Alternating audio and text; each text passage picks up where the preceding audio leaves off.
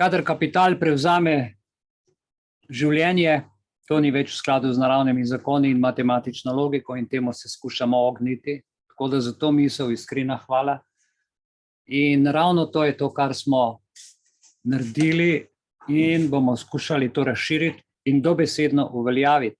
Ko sem te stvari zdaj počel, ustvarjal, delal s timom našim, veliko ljudi mi je pomagalo ob tem z nasveti, z popravki, pa še bi se dal še kaj narediti, ampak čas teče.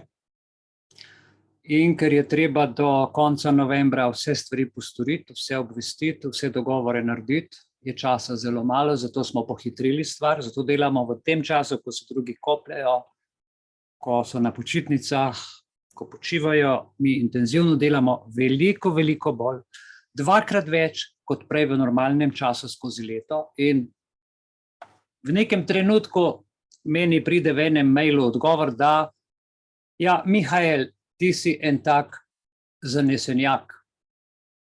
In zdaj, kaj je zanesenjak? Kaj si vi predstavljate pod to besedo zanesenjak? Ja, pa jaz sem pa šel, veste, mene pa zanima, zato ker rečeš enemu, da je zanesenjak, tako malce čuden sliši, ne?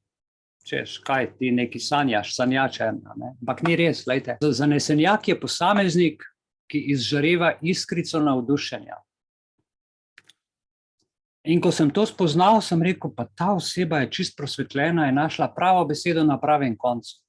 Beseda zanesenjak, rečeš nekomu, ki omogoča, da svoje cilje doseže s strastjo in z vztrajnostjo. Sem rekel, pa saj sem vztrajen, delam strastno, drži, sem zanesenjak. In to besedo lahko pripišeš osebi, ki je predana svojim interesom, hobijem ali delu in se zanje goreče zavzema. Zanesenjak, veste, ne sledi množici. Mislim, da je beseda več kot na mestu.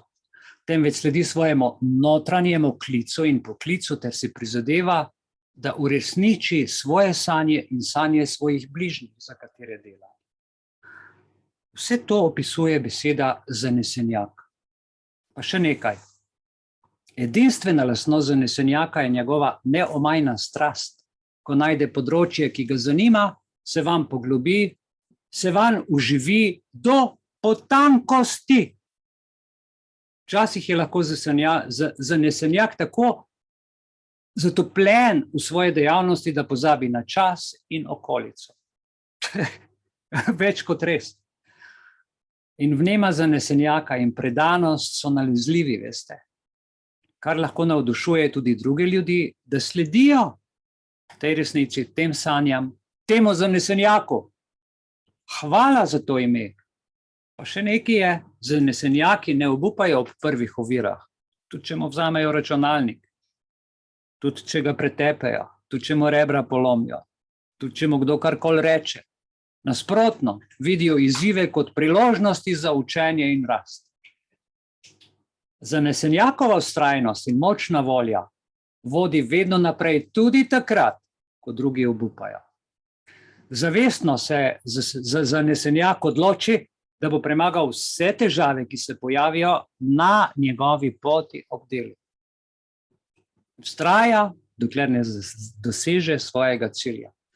Pravi, ta strast lahko vodi zanesenjaka na različna področja, kot so umetnost, šport, znanost, humanitarna dela, podjetništvo, vodenje društva, you name it.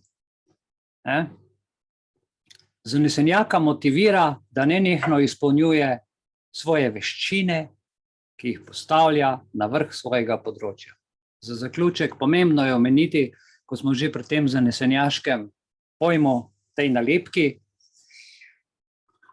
da zanesenjak se nikoli ne trudi doseči svojih ciljev le zaradi slave, zaradi bogatstva, ampak zato, ker je to resnično in zato, ker to veseli. Zadovoljstvo, ki prihaja iz notranjosti in iz občutka izpolnjenosti, ko to dela zanesenjak, ga osrečuje in navdihuje.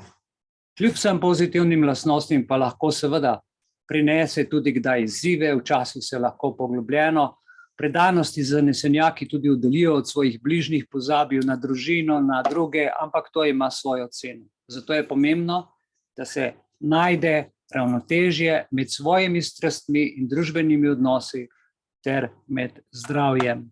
Pomagajte mi in vsem v društvu, ki počnemo tako zanesenjaško, z opozorili, da imamo še koga v bližini, da si vzamemo čas za zdravje, za hrano in da bomo na koncu uspeli. Hvala za ta posluh in hvala za to besedo, ki sem jo dobil ta teden v elektronskem sporočilu. Oh, ti zanesenjak. In v eni besedi je toliko povedanega. Pomembno je, kaj rečemo, kako rečemo in kaj počnemo in kako se opišemo. Tako da še enkrat hvala.